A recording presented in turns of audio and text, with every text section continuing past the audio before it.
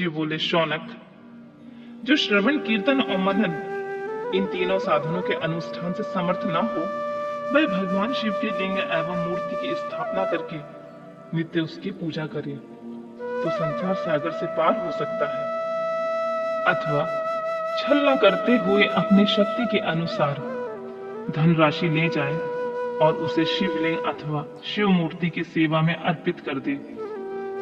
साथ ही निरंतर उस लिंग एवं मूर्ति की पूजा भी करे। उसके लिए भक्ति भाव से मंडप, गोपुर, तीर्थ, मठ एवं क्षेत्र की स्थापना करे तथा उत्सव रचाए। वस्त्र, गंध, पुष्प, धूप, दीप तथा पुआ और शाक आदि व्यंजनों से युक्त भली भांति भक्ष्य भोजन अन्य नैवेद्य के रूप में समर्पित करे।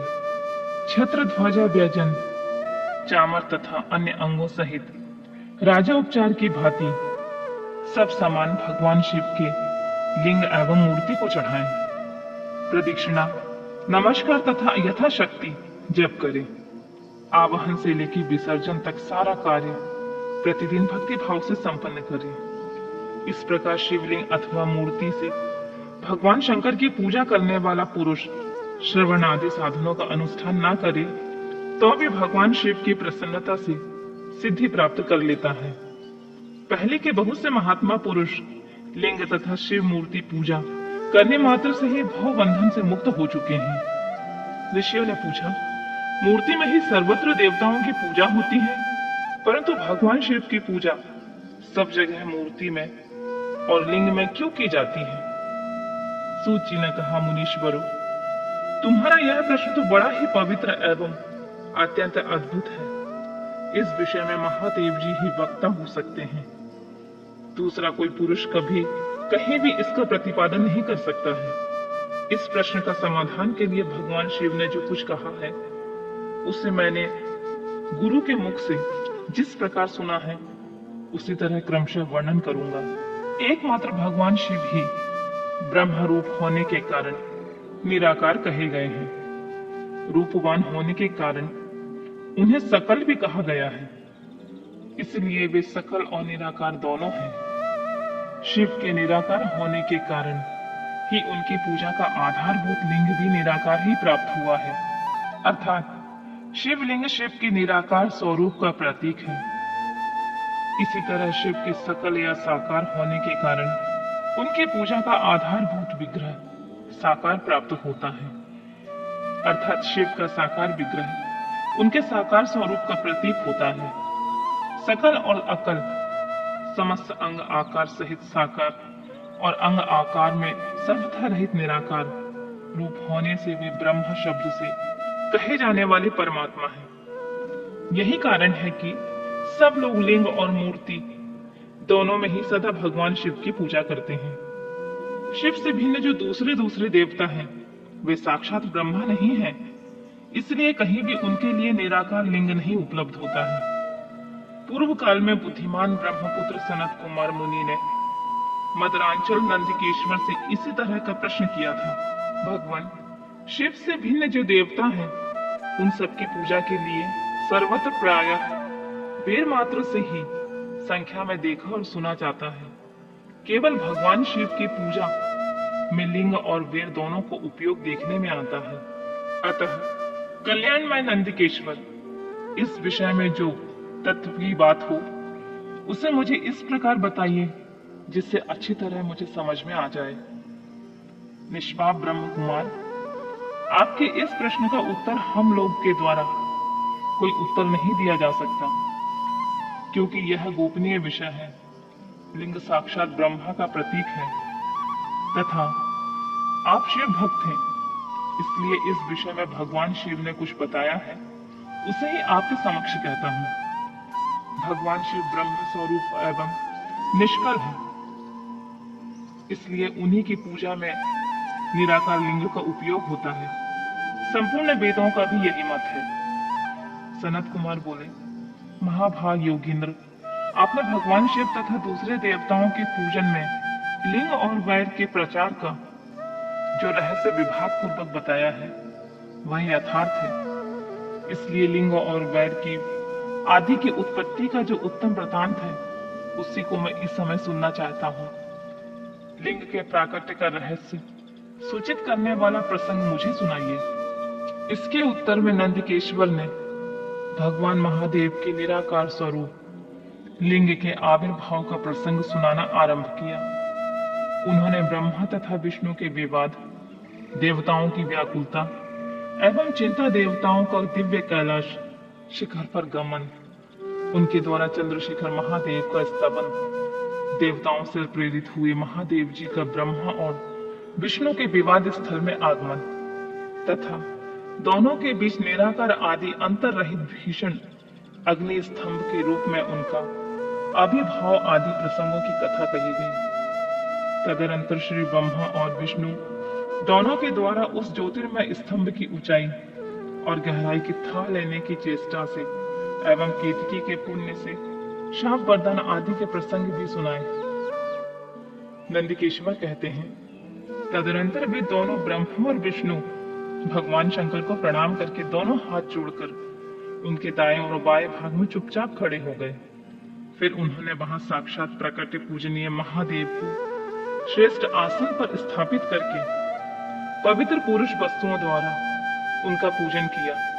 दीर्घ काल तक अविकृत भाव से सुस्थिर रहने वाली वस्तुओं को पुरुष वस्तु कहते हैं तथा अल्पकाल तक टिकने वाली शंख भंगुर वस्तुएं प्राकृतिक वस्तु कहलाती हैं।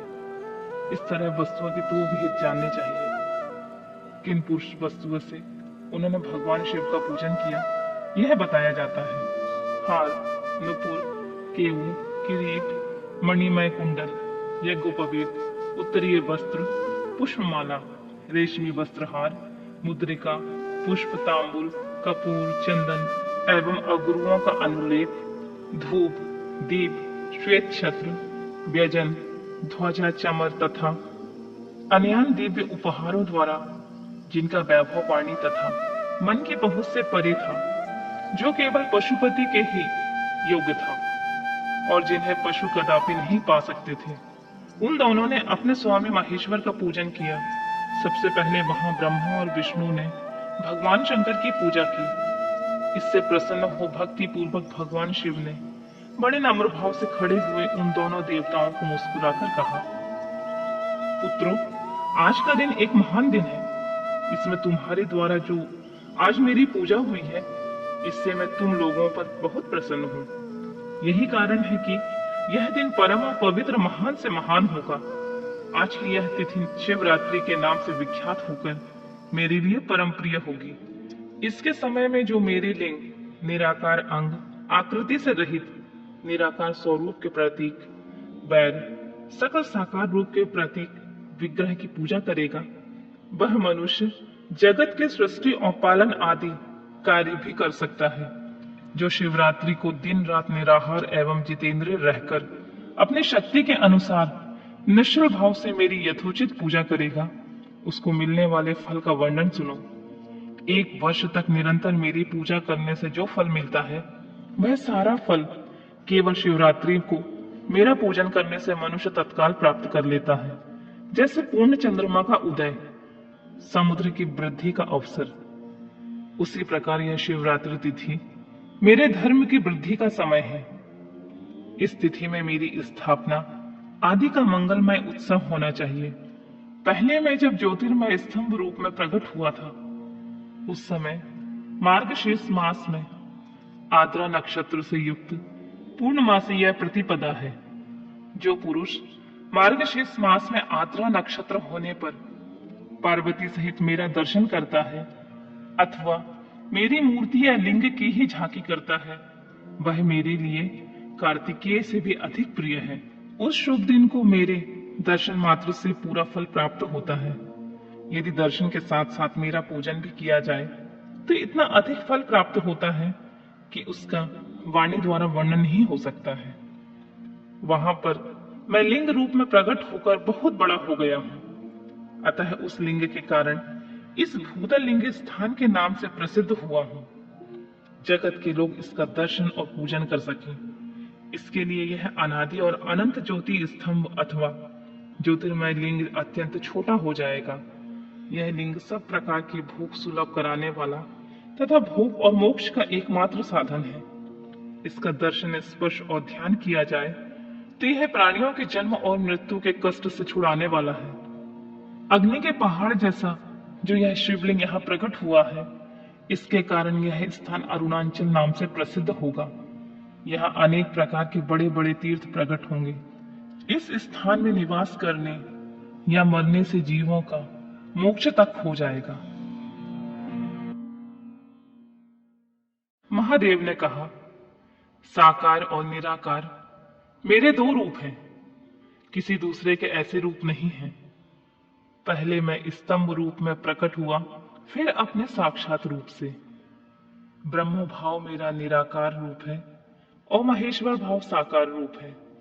ये दोनों ही मेरे सिद्ध रूप हैं। मैं ही पर ब्रह्मा परमात्मा हूं। कला युक्त और अकल मेरे ही स्वरूप हैं। ब्रह्म रूप होने के कारण मैं ईश्वर भी हूं। जीवों पर अनुग्रह आदि करना मेरा कार्य है।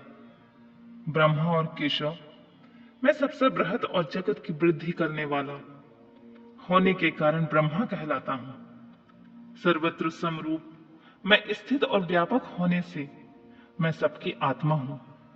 स्वर्ग से लेकर अनुग्रह तक आत्मा या ईश्वर से भिन्न जो जगत संबंधी 5 कृत्य हैं, वे सदा मेरे ही हैं।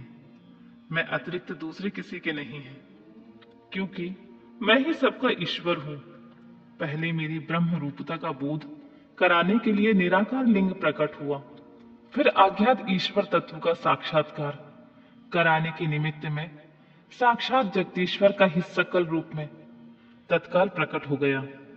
अतः उसे ही मेरा सकल रूप जानना चाहिए, तथा जो यह मेरा निराकार स्तंभ है, वह मेरे ब्रह्म स्वरूप का बोध कराने वाला है। यह मेरा ही लिंग है। तुम दोनों प्रतिदिन यहाँ आकर इसका पूजन करो। यह मेरा ही स्वरूप है और मेरे सामीप्य की प्राप्ति करने वाला है। लिंग और लिंगी के नित्य अभेद होने के कारण मेरे इस लिंग का महान पुरुषों को भी पूजन करना चाहिए।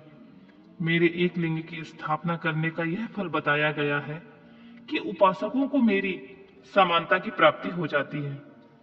यदि एक के बाद दूसरे शिवलिंग की स्थापना कर दी जाए, तब तो उपासक को फलस्वरूप से मेरे एक साथ एकत्व सामुज मोक्ष के रूप में फल प्राप्त होता है। प्रधानतः शिवलिंग की ही स्थापना की जानी चाहिए। मूर्ति की स्थापना उसकी अपेक्षा गौण कर्म है। शिवलिंग के आभाव में सब ओर से सवेर अर्थात मूर्ति युक्त होने पर भी वह स्थान